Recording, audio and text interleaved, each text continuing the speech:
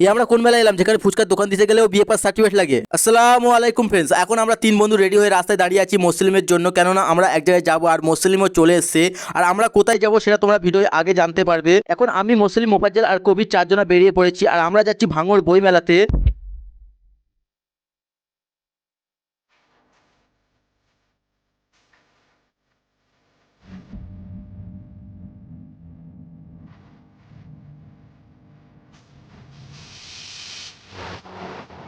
আমরা এখন চলে এসেছি ভাঙড় কলেজের সামনে আর এখানে এসে দেখি বইমেলা হচ্ছে না। আর আমরা জানি ভাঙড় কলেজ মাঠে বইমেলা হয়, পরে জানতে পারলাম ভাঙড় কলেজ মাঠে না, এবারে বইমেলা হচ্ছে ভাঙড় স্কুল মাঠে।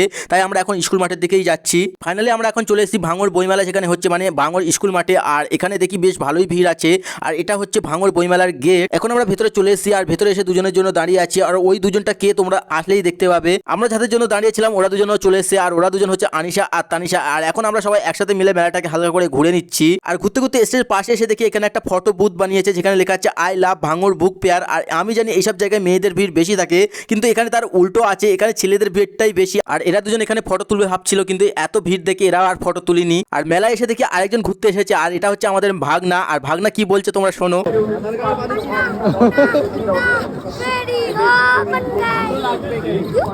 তারপর আমাদের সবার খিদে পেয়ে গেছিল, তাই হালকা করে পাপড়ি চাট খেয়ে আমরা স্টেজের সামনে এসে দাঁড়াই। আর স্টেজে দেখি না ভূত এসে ডান্স করছে।